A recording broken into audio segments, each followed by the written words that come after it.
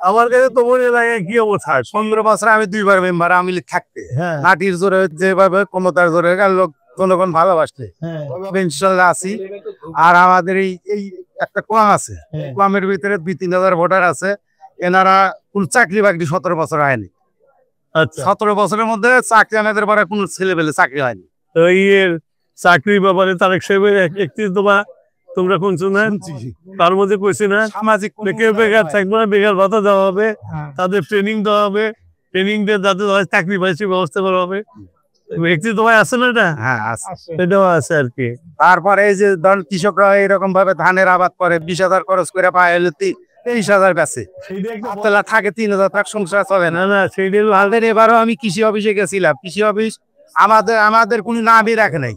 তারেক সাহেবের যে 31 দফা দিচ্ছে, তারেক সাহেবের 31 দফার মধ্যে তো কৃষি কার্ডের কথা বলছি। জি, আমরা তো বলছি যে এবার কৃষি কার্ড দেবো। আপনি সমাজে কি দিবেন এটা প্রতিষ্ঠাতা না, এটা আমাদের অ্যাক্টিং চেয়ারম্যান তারেক সাহেবের একবারে জাতির কাছে জবান।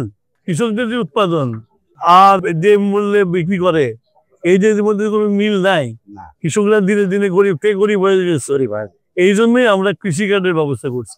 এই কৃষি কার্ড দিলে পরে ওই কৃষি কার্ড দিয়ে আপনার ন্যায্য মূল্যে সার পাবেন, ন্যায্য মূল্যে কৃষি বীজ পাবেন, উপকরণ পাবেন আপনি ওইটা ন্যায্য মূল্যে, এবং যাতে আপনারা যাতে এই কৃষি পণ্য যাতে সঠিক দামে বিক্রি করতে পারেন সেই ব্যবস্থাও রাখা হয়েছে এর মধ্যে। সুতরাং আমরা আপনাদের যে প্রাণের দাবিগুলো আছে এটা নিয়ে অনেক দিন হলো চিন্তা ভাবনা করছি। আমাদের চেয়ারম্যান সাহেব চিন্তা ভাবনা করে 31 দফার মধ্যে কৃষি কার্ডের কথা বলছে।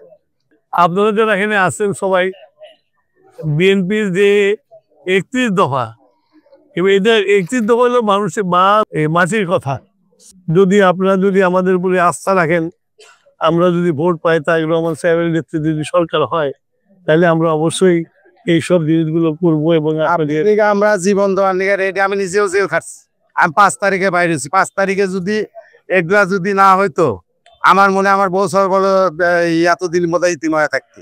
আপনার কাছে দাবি এই এলাকাটা খুবই গরিব, আমাদের 17 বছরে কোনো চাকরি নেই, চাকরি নাই আমাদের কোনো। ওটা তো বিঘের ভালো একটি সংস্থান করবো আমরা 1 কোটি। আমরা প্রথম 1 বছর 1 কোটি লোকের চাকরির ব্যবস্থা করবো। আর এই রাস্তা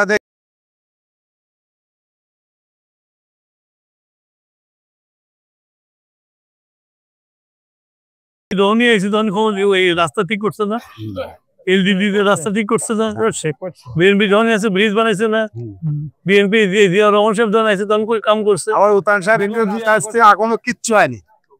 বেগম দিয়ে আছে, আমরা তো বেশি দিন থাকতে পারিনি, 5 বছরের বেশি থাকতে পারিনি। ওরা তো এসে জোর করে 17 বছর থাকছে। আমি যখন এসব জায়গাতে যাই এগুলো তো ঠিকঠাক করছো আমাদের আমলে, আমার সব নষ্ট হয়ে গেছে। আল্লাহ যদি সুযোগ দেয় তাহলে অবশ্যই আমরা আমাদের 31 দফার আলোকে সব কাজ করবো। এই রাস্তাতে আজকে বিট বালু দিয়া আজকে রাস্তায় কাজ হয়েছে। আপনার কাছে একটাই দাবি, আমাদের মসজিদ কবরস্থান আছে একটা, এটাই বড় দাবি।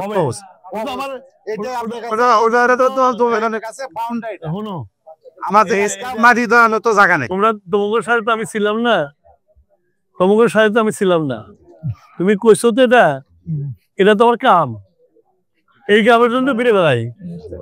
তোমার কবরস্থান ঠিক থাকবো না, না কবরস্থানে বালটা হলে খুশি।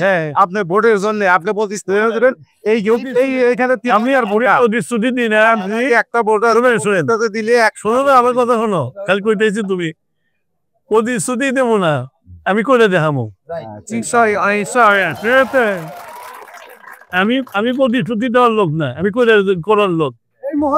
জীবনের 80% ভোট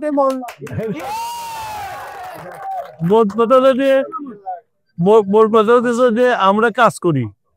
এই যে আজকে ওই যে সয়দাবাদ দেখেন না, বিদ্যুতের দিয়ে সয়লাভ হয়ে গেছে, এটা আনছিল টুকু আনছিল না, বেগম দিয়ে এসে ফাউন্ডেশন দিয়ে এসেছিল না, তারপর আজকে সয়দাবাদের কি অবস্থা হয়েছে। তা আমরা কাজ করি সিরাজগঞ্জের মানুষের মঙ্গলের জন্য রাজনীতি করি।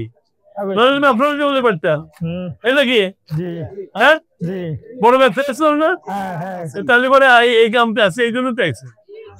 আজকে এই যে আইসি আপনাদের কাছে দেখলাম যে এনে আইসি তখন কত আছে না, শহরে এসে মামলা ঢুকে যায়, এনে আইসি কামার এখন হাতে মনে করলাম যে এনে এসে একটু চায়টা খেয়ে যায় একটু গপ্প সপ করে আছে, এই জন্য ইসলাম এসে গপ্প সপ করে গেলাম।